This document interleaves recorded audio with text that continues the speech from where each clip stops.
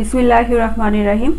সুপ্রিয় একাদশ শ্রেণীর শিক্ষার্থীরা, তো আজকে আমরা জীববিজ্ঞান দ্বিতীয় পত্রের ক্লাস করব। তো দ্বিতীয় পত্রের ক্লাসে আমাদের গত ক্লাসে আমরা একটা ক্লাস নিয়েছিলাম যে দ্বিতীয় অধ্যায়, যেটা সেই দ্বিতীয় অধ্যায়ের হাইড্রার উপরে ক্লাস নিয়েছিলাম। তো আজকে আমরা হাইড্রার উপরে ক্লাস নিব। তো শিক্ষার্থীরা, তো আমাদের মূল পাঠ্যসূচিতে যাওয়ার আগেই তোমাদের সাথে একটা বিষয় মনে হয় আলোচনা করা দরকার, যে তোমরা অনেকেই চিন্তিত আছো যে তোমরা কোন রাইটারের বই কিনবে। তো সেক্ষেত্রে বাজারে বিভিন্ন ভালো ভালো লেখকের বই আছে। তো আপাতত তোমরা গাজী আজমল স্যারের বইটাই তোমরা কিনতে পারো। এছাড়াও গিয়ে আরও যে রাইটাররা আছেন, যেমন আবুল হাসান স্যার আছেন, নুরি পারভিন ম্যাডাম আছেন, আলিম মাহমুদ স্যার আছেন।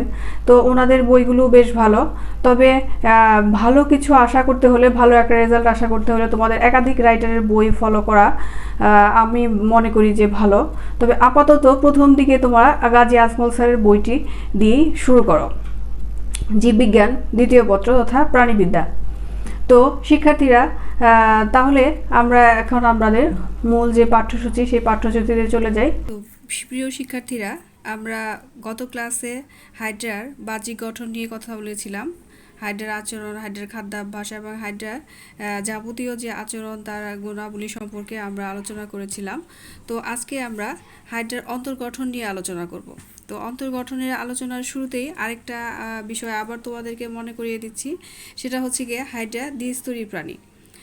ভ্রূণ অবস্থায় যেসব প্রাণীর দেহ প্রাচীরের কোষগুলো কেবল অ্যাক্টোডার্ম ও অ্যান্ডোডার্ম নামক দুটি স্তরে বিন্যস্ত থাকে, সেসব প্রাণীকে দ্বিভ্রূণস্তরী বা দ্বিস্তরী বা ডিপ্লোব্লাস্টিক অ্যানিমাল বলে। পূর্ণাঙ্গ প্রাণীতে ও স্তর দুটি যথাক্রমে অ্যাপিডার্মিস ও গ্যাস্ট্রোডার্মিসে পরিণত হয়। আর এই দুই স্তরের মাঝে মেসোগ্লিয়া নামক এক অকোষীয় ও জেলির মতো একটি স্তর থাকে। তো এই যে ডিপ্লোব্লাস্টিক প্রাণী হিসেবে হাইড্রার আমরা গিয়ে যে বৈশিষ্ট্যগুলো দেখব, তো এই অন্তর্গঠনে আমরা এই যে দ্বিস্তরী, সেটা গিয়ে আমাদের যে পাঠ্যপুস্তক রয়েছে, সেই পাঠ্যপুস্তকে যে ছবি রয়েছে, ছবির সাথে তাহলে আমরা এখন মিলিয়ে নিই।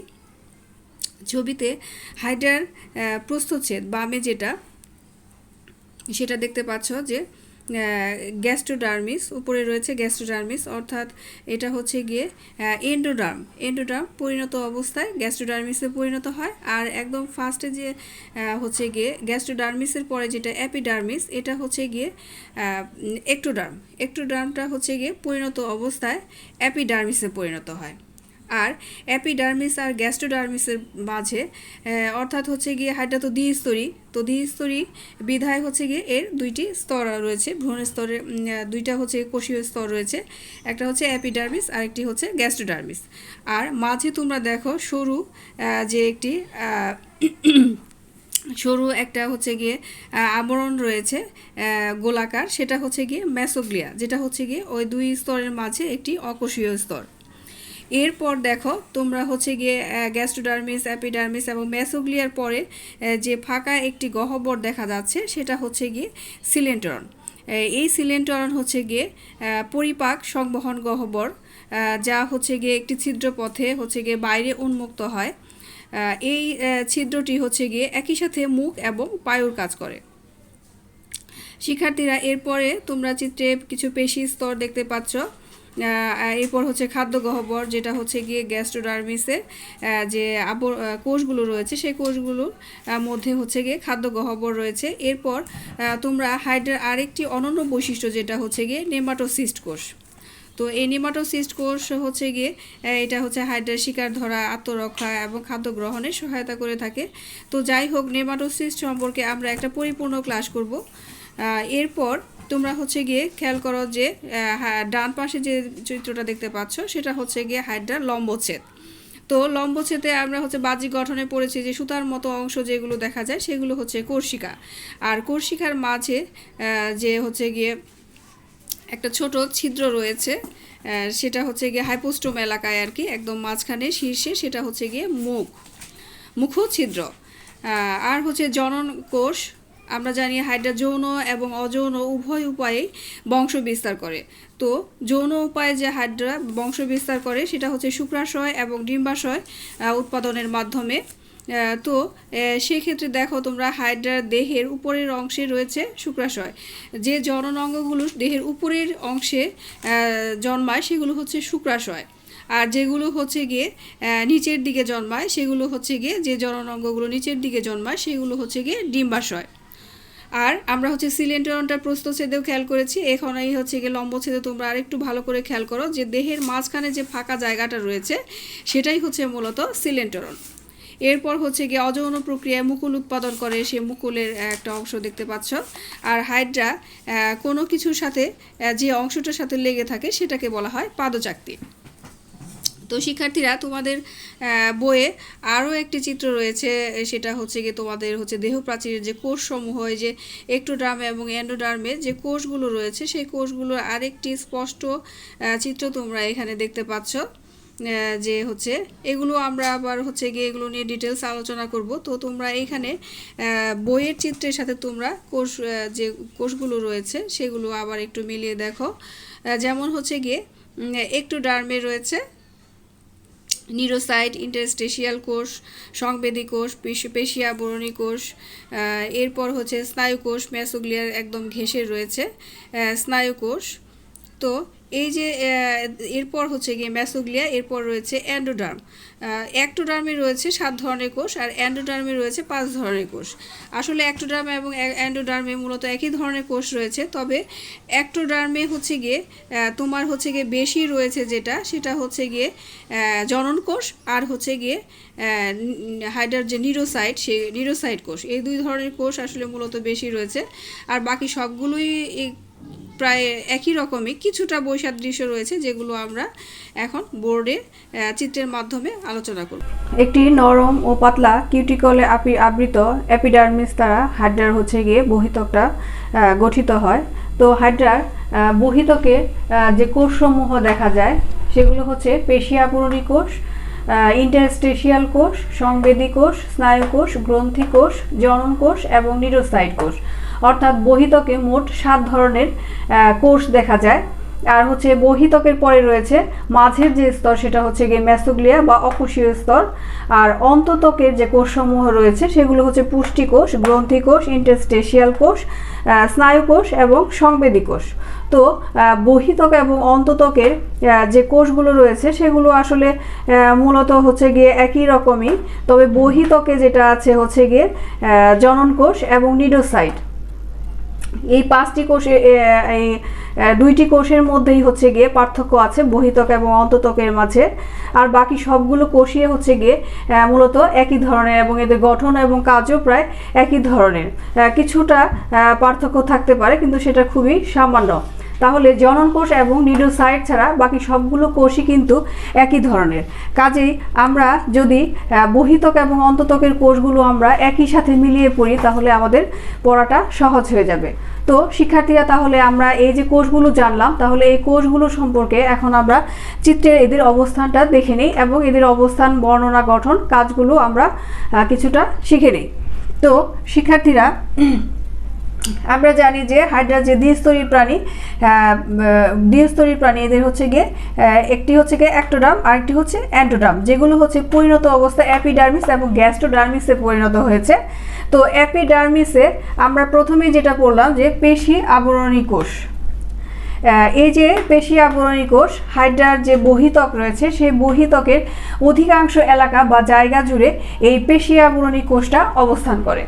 এই পেশি আবরণী কোষের বহির্মুখটা হচ্ছে গিয়ে বহির্ভাগ যেটা রয়েছে সেটা হচ্ছে গিয়ে চওড়া, আর অন্তর্মুখটা আস্তে আস্তে সরু হয়ে গিয়েছে। এটাই হচ্ছে গিয়ে পেশি আবরণী কোষ। আর এখানে রয়েছে মিউকাস দানা রয়েছে, গহ্বর রয়েছে, পেশি প্রবর্ধক রয়েছে। এই যে পেশি আবরণী কোষের যে প্রবর্ধকগুলো রয়েছে সেই প্রবর্ধকগুলো অর্থাৎ হচ্ছে পেশির মতো সংকুচিত এবং প্রসারিত হয়। পেশির মতো সংকুচিত এবং প্রসারিত হয়ে হাইড্রাকে হচ্ছে গিয়ে গমনে সহযোগিতা করে। অর্থাৎ হচ্ছে গিয়ে এই যে পেশি আবরণী কোষটা, এটা একই সাথে কোষের আবরণও তৈরি করছে, আবার পেশির মতো সংকুচিত এবং প্রসারিত হচ্ছে। তো একই সাথে এটা পেশি এবং আবরণী কোষের কাজ করছে। তো এই যে পেশি আবরণী কোষ, এটা থেকে হচ্ছে মিউকাস ক্ষরণ হয়। এই মিউকাসগুলো হাইড্রাকে কি করে, হাইড্রাকে হচ্ছে হাইড্রার দেহটাকে পিচ্ছিল রাখে। আর হচ্ছে গিয়ে কোষের আবরণ তৈরি করে এবং কি প্রবর্ধকগুলো সংকোচন এবং প্রসারণের মাধ্যমে দেহকে সংকুচিত এবং প্রসারিত করে। এই তো গেল হচ্ছে গিয়ে আমাদের পেশি আবরণী কোষ। এরপরে আমরা দেখেছি যে ইন্টারস্টেশিয়াল কোষ রয়েছে। ইন্টারস্টেশিয়াল কোষ হচ্ছে গিয়ে যে এই যে পেশি আবরণী কোষ রয়েছে, এই পেশি আবরণী কোষের যে অন্তর্মুখী যে একটা অবস্থান রয়েছে, সেই অন্তর্মুখী অবস্থানের যে ফাঁকে যে হচ্ছে গিয়ে জায়গা রয়েছে, সেইখানে গুচ্ছ আকারে এই ইন্টারস্টেশিয়াল কোষগুলো অবস্থান করে। ইন্টারস্টেশিয়াল কোষগুলো এগুলো দেখতে হচ্ছে গোলাকার, তিনকোনা, আর এগুলো হচ্ছে গিয়ে আকারে 5 মিলিমাইক্রোমিটার পর্যন্ত হয়ে থাকে। ইন্টারস্টেশিয়াল কোষ এগুলোর মধ্যে মসৃণ এন্ডোপ্লাজমিক জালিকা রয়েছে, তারপর হচ্ছে গিয়ে এখানে রাইবোজোম রয়েছে, মাইটোকন্ড্রিয়া রয়েছে। ইন্টারস্টেশিয়াল কোষ যেটা আর কি, ইন্টারস্টেশিয়াল কোষের হচ্ছে গিয়ে মূলত কাজ যেটা, এটা হচ্ছে গিয়ে হাইড্রার হচ্ছে গিয়ে পুনরুৎপত্তিতে অংশগ্রহণ করে এবং মুকুল সৃষ্টিতেও সহায়তা করে। তো কোনো একটা হাইড্রার যদি কোনো একটি কোষ যদি ক্ষতিগ্রস্ত হয়, সেক্ষেত্রে দেখা যায় যে সেই ক্ষতিগ্রস্ত কোষের ক্ষতিপূরণ হিসেবে এই ইন্টারস্টেশিয়াল কোষ সহায়তা করে। আবার পুরাতন কোষগুলো দেখা যায় যখন নষ্ট হয়ে যায়, তখন পুরাতন কোষগুলোর এই যে ইন্টারস্টেশিয়াল কোষ, সেই পুরাতন কোষের অনুরূপ কোষ তৈরি করে সেই পুরাতন কোষের যে কি বলে জায়গাটা সে পূরণ করে। অর্থাৎ ইন্টারস্টেশিয়াল কোষের মূলত কাজই হচ্ছে গিয়ে সে হচ্ছে গিয়ে পুনরুৎপাদনে সহায়তা করা। এরপর আমরা চলে যাই ইন্টারস্টেশিয়াল কোষের পরে, এরপর হচ্ছে গিয়ে সংবেদী কোষ। সংবেদী কোষগুলো ঠিক একই রকমই, যে এই যে পেশি আবরণী কোষ রয়েছে, এই পেশি আবরণী কোষের যে অন্তর্মুখী অবস্থান রয়েছে, সেই অন্তর্মুখী অবস্থানে এই সংবেদী কোষগুলো অবস্থান করে। সংবেদী কোষ এগুলো দেখতে হচ্ছে গিয়ে নলাকার, আর হচ্ছে এর হচ্ছে উপরের দিকে অর্থাৎ মুক্ত প্রান্তে সংবেদী রোম রয়েছে, সংবেদী রোম রয়েছে। আর হচ্ছে গিয়ে এর যে অবস্থানটা হচ্ছে গিয়ে মেসোগ্লিয়া ঘেঁষে এর যে অবস্থানটা রয়েছে, সেইখানে হচ্ছে গিয়ে কিছু সংবেদী কিছু তন্তু রয়েছে, কিছু স্নায়ুতন্তু রয়েছে। এই যে স্নায়ুতন্তু রয়েছে, এই স্নায়ুতন্তুগুলো হচ্ছে গিয়ে এই স্নায়ু কোষের সাথে যোগাযোগ রক্ষা করে। স্নায়ুতন্তুগুলো স্নায়ু জালিকার সাথে যুক্ত হয়ে স্নায়ু কোষের সাথে যোগাযোগ রক্ষা করে। আর সংবেদী কোষগুলো আসলে এগুলো হচ্ছে পরিবেশ থেকে বিভিন্ন যে উদ্দীপনা রয়েছে, সেই উদ্দীপনাগুলো কি করে, উদ্দীপনাগুলো হচ্ছে স্নায়ু কোষে, যেমন আলো, তাপ, চাপ, এগুলো পরিবেশ থেকে এই উদ্দীপনাগুলো গ্রহণ করে তারপর হচ্ছে স্নায়ু কোষে প্রেরণ করে।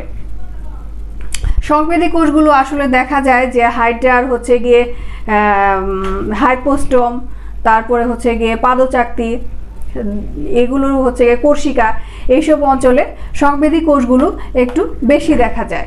এরপর আমরা চলে আসি শিক্ষার্থীরা স্নায়ু কোষে।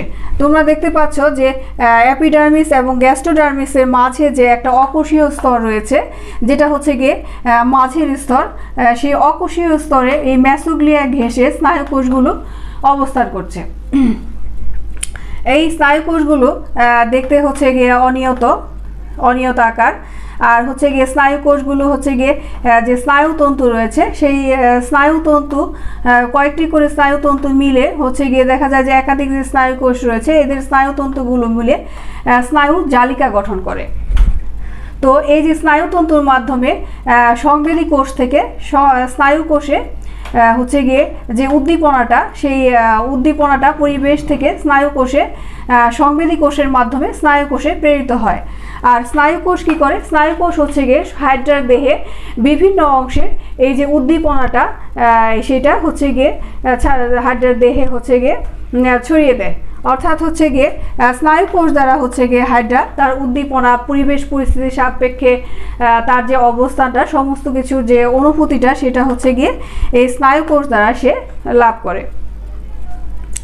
তো শিক্ষার্থীরা, তাহলে আমরা এখন চলে যাই যে আমরা হচ্ছে গিয়ে এই যে ইন্টারস্টেশিয়াল কোষটা আমরা এখানে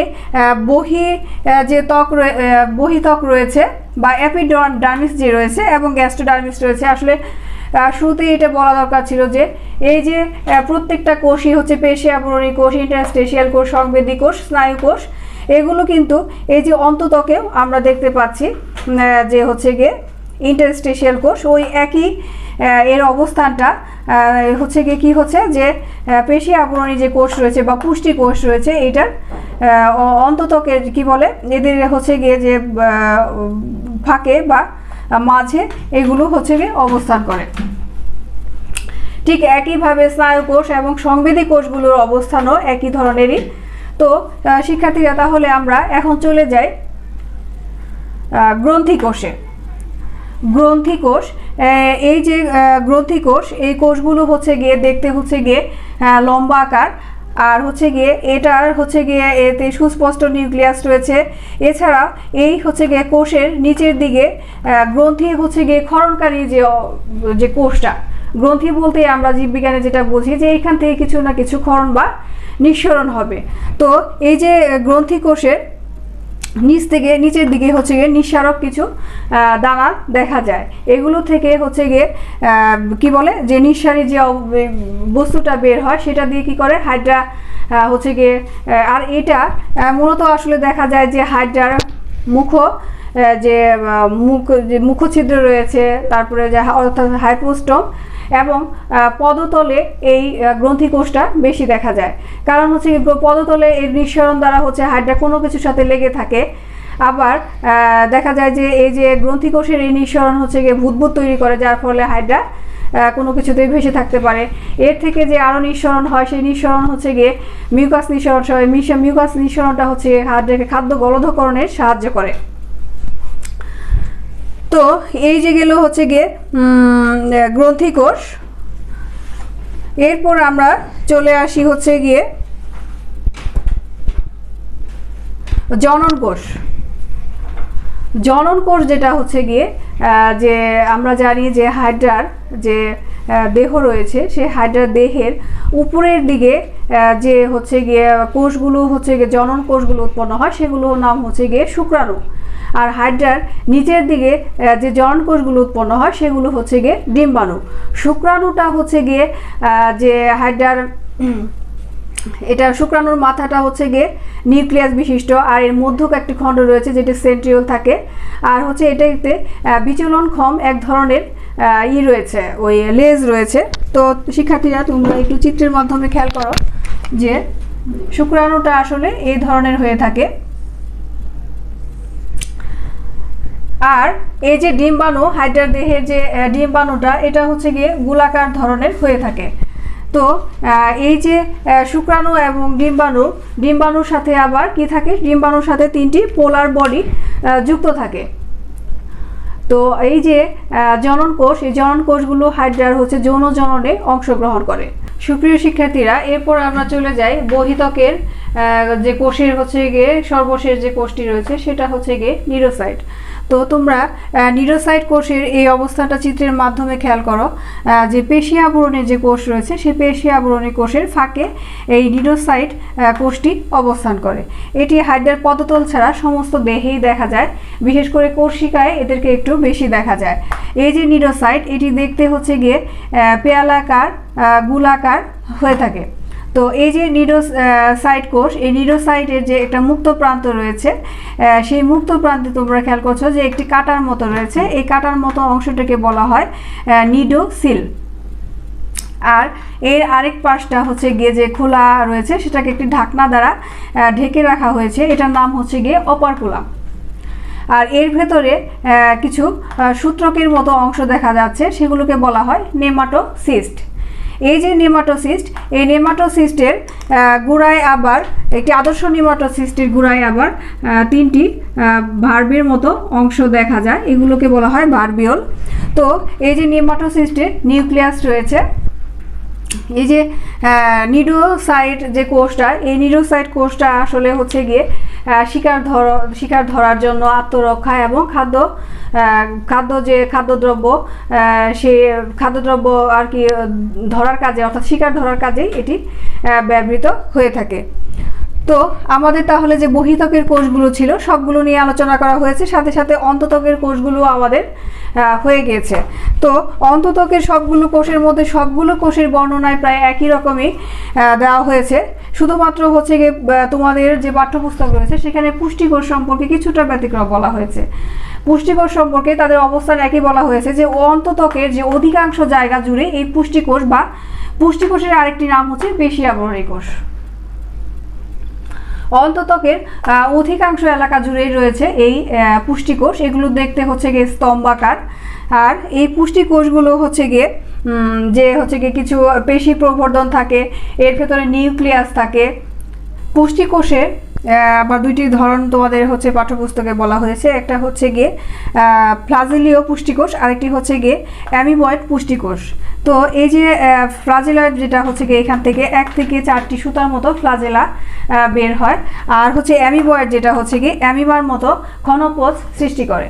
তো এই ফ্লাজেলা কোষগুলো যেটা করে হচ্ছে গিয়ে এই ফ্লাজেলা কোষের আন্দোলনে হচ্ছে গিয়ে হাইড্রার যে হচ্ছে খাদ্য রয়েছে সেই খাদ্য কণাগুলো ক্ষুদ্র ক্ষুদ্র খাদ্য কণায় পরিণত হয়। আর অ্যামিবয়েড যে কোষ রয়েছে সেই অ্যামিবয়েড হচ্ছে গিয়ে পুষ্টিকোষে হচ্ছে গিয়ে ঘনপথ সৃষ্টি করে, এটা হচ্ছে গিয়ে খাদ্য গলদকরণে হাইড্রাকে সহযোগিতা করে। এই যে গ্রন্থিকোষগুলো আমরা বলেছি যে গ্রন্থিকোষ নিয়ে আমরা আগে আলোচনা করেছি যে গ্রন্থিকোষ বলতেই আমরা হচ্ছে যে যেটা বুঝি যে এটা হচ্ছে গিয়ে ক্ষরণকারী কোষ, অর্থাৎ এটা থেকে কোনো না কোনো কিছু বস্তু নিঃসরণ হবে। তো গ্রন্থি কোষগুলোর ক্ষেত্রে হচ্ছে গিয়ে অন্তত্বকের ক্ষেত্রে বা গ্যাস্ট্রোডার্মিসের যে কোষ হিসেবে গ্রন্থি কোষটা রয়েছে সেটাকে আবার দুইটি ভাগে ভাগ করা হয়েছে। একটা হচ্ছে গিয়ে মিউকাস ক্ষরণকারী কোষ, আরেকটি হচ্ছে গিয়ে এনজাইম ক্ষরণকারী কোষ। তো মিউকাস এবং এনজাইম উভয়টি ক্ষরণ করে, তবে এদেরকে দেখা যায় যে এগুলো হচ্ছে কোষিকায় অনুপস্থিত থাকে। এই গ্রন্থিকোষগুলো কোষিকাতে থাকে না, আর দেখা যায় সমস্ত দেহেই থাকে। তবে এই যে গ্রন্থিকে যে মিউকাস ক্ষরণকারী কোষ রয়েছে এগুলো হাইপোস্টোমের দিকে অঞ্চলে যে গ্রন্থিকোষগুলো থাকে এগুলো হচ্ছে গিয়ে মিউকাস রস ক্ষরণ করে। এই মিউকাস রস হচ্ছে গিয়ে খাদ্য গলদকরণে সহায়তা করে। আর হচ্ছে গিয়ে এনজাইম ক্ষরণকারী যে কোষগুলো রয়েছে, এনজাইম ক্ষরণকারী যে গ্রন্থি কোষগুলো রয়েছে সেগুলো হচ্ছে খাদ্য পরিপাকে সহায়তা করে। তো শিক্ষার্থীরা, তাহলে তোমরা এইভাবে অ্যাপিডার্মিস এবং গ্যাস্ট্রোডার্মিসের কোষগুলো যদি এদের গঠন এবং কার্যকারিতা মিলিয়ে একই সঙ্গে পড়ো তাহলে তোমাদের পড়াটা একটু খুব সহজ বোধ্য হবে আর কি, সহজ বোধগম্য হবে। তো আজকে তাহলে এদের অন্তত্বক সম্পর্কে এই পর্যন্তই আলোচনা। তো শিক্ষার্থীরা, তোমাদেরকে জীববিজ্ঞানের ক্ষেত্রে আরেকটি যে একটা গুরুত্বপূর্ণ কথা বলার আছে সেটা হচ্ছে তোমরা জীববিজ্ঞানের ব্যাপারে চিত্রের যে বিষয়টা রয়েছে যে সেই চিত্রের বিষয়ে তোমাদেরকে একটু বেশি গুরুত্ব দিতে হবে। অন্যান্য বিষয়ের তুলনায় এই বিষয়ে চিত্রটা একটু বেশি রয়েছে। আর তোমাদেরকে দেখা যাবে যে প্রতি প্রশ্নেই যদি তোমরা চিত্রটাকে সুন্দর করে আঁকো তাহলে তোমাদের দেখা যাবে যে নাম্বারটা অনেক বেশি চলে আসে। চিত্রের উপরে জীববিজ্ঞানের নাম্বারটা অনেক বেশি নির্ভর করে। তো চিত্রটা যে এমন হতে হবে যেমন একদম বইয়ে যেরকম আছে ঠিক ওরকমটা না, কিন্তু তুমি চিত্রের যে ব্যাখ্যাগুলো তুমি দিয়েছো সেই ব্যাখ্যাগুলো যেন চিত্রের মধ্যে পাওয়া যায়, অর্থাৎ মূল যে স্ট্রাকচারগুলো সেই মূল স্ট্রাকচারের যে সেটা হচ্ছে চিত্রের মধ্যে যেন থাকে তাহলেই হবে। তো এটা হচ্ছে জীববিজ্ঞানের নাম্বার পাওয়ার জন্য আরেকটা গুরুত্বপূর্ণ টপিক। তো শিক্ষার্থীরা, তাহলে আজকে এই পর্যন্তই। তোমরা ভালো থাকবে, সুস্থ থাকবে। ধন্যবাদ সবাইকে।